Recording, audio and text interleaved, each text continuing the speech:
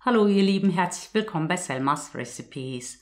Die liebe Nisan hat sich von mir ein Berliner Pfannkuchen bzw. Krapfenrezept gewünscht. Daraufhin habe ich etwas recherchiert und etliche Rezepte ausprobiert und zeige euch heute die meiner Meinung nach besten Berliner Pfannkuchen. Für den Krapfenteig nehme ich 11 Gramm sehr frische Hefe, die ich mit ungefähr 3 Esslöffel lauwarmer Milch, eine Prise Zucker und etwa 3 Esslöffel Mehl zu einem glatten Vorteig verrühre.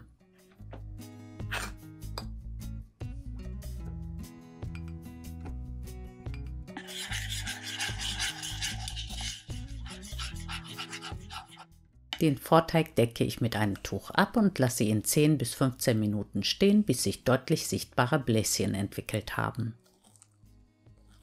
Nachdem die Hefe begonnen hat, sich zu entwickeln, gebe ich das restliche Mehl,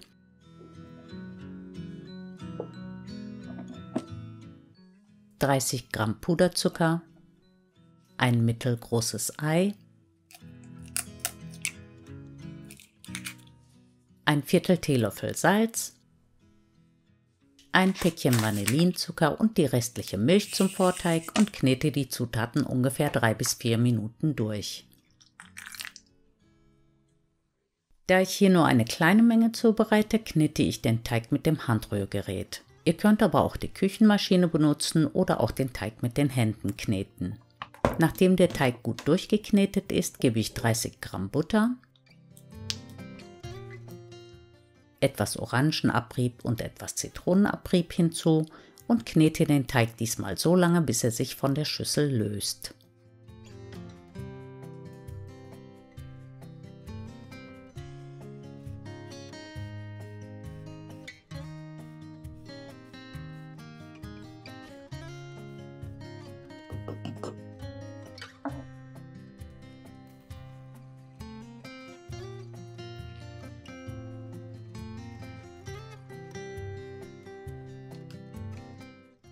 Den Teig lasse ich nun 10 bis 15 Minuten an einem warmen Ort ruhen.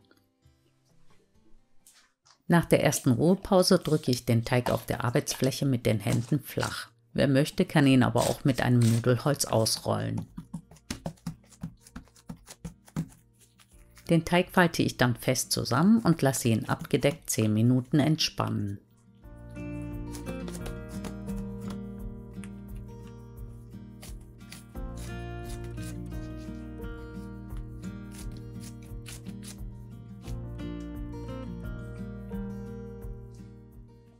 Nach der zweiten Ruhepause wiederhole ich den Vorgang und falte den Teig wieder fest zusammen und lasse ihn nochmal 10 Minuten entspannen.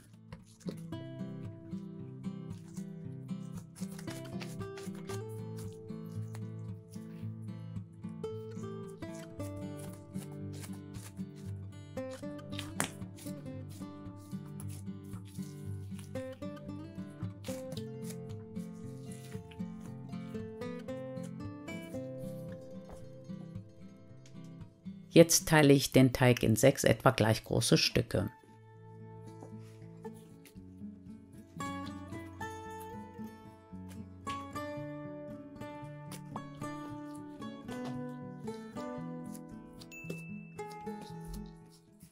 Die Teigstücke rolle ich auf der Arbeitsfläche ganz ohne Mehl zu möglichst glatten Kugeln.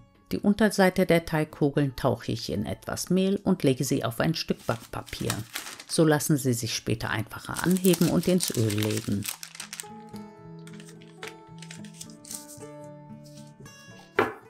Zum Aufgehen stelle ich das Blech mit dem Pfannkuchen in den ausgeschalteten Backofen. Um eine Art Gärraum zu schaffen, schiebe ich unter das Blech einen kleinen Topf mit kochend heißem Wasser. So lasse ich die Pfannkuchen dann so lange aufgehen, bis sie sich sichtbar vergrößert, aber noch nicht ganz verdoppelt haben. Währenddessen bereite ich den Zucker zum Wälzen der Krapfen vor. Dafür habe ich hier 50 Gramm Erythrit mit etwas Zimt gemischt. Ihr könnt natürlich auch normalen Zucker verwenden.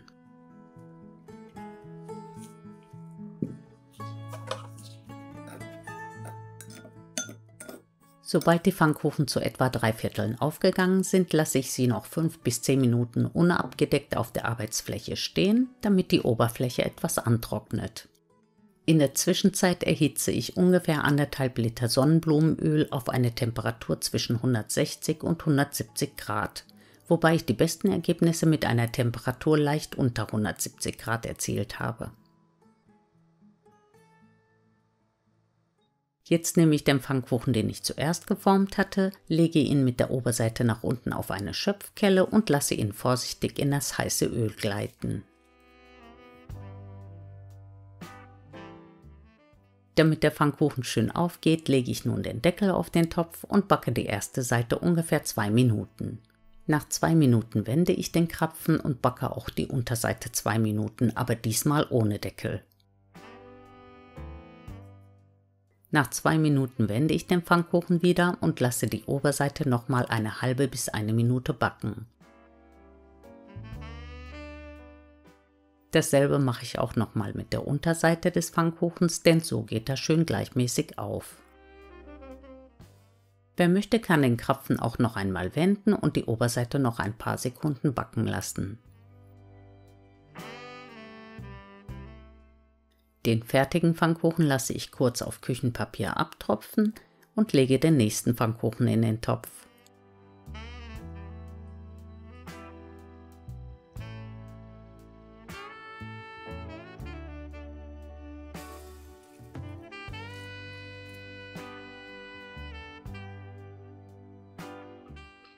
Der Zucker haftet am besten, wenn die Pfannkuchen noch möglichst heiß darin gewendet werden.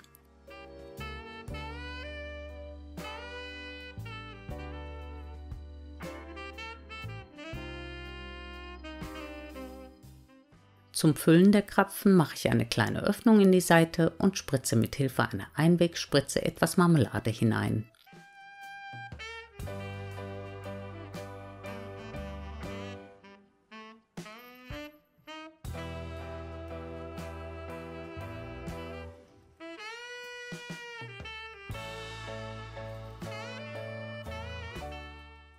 Die Pfannkuchen sind genau so, wie sie sein sollen, nämlich richtig schön weich und luftig. Es sind die besten und leckersten, die ich bisher gemacht habe, und ich bin sicher, dass sie euch auch sehr gefallen werden. Probiert es unbedingt mal aus.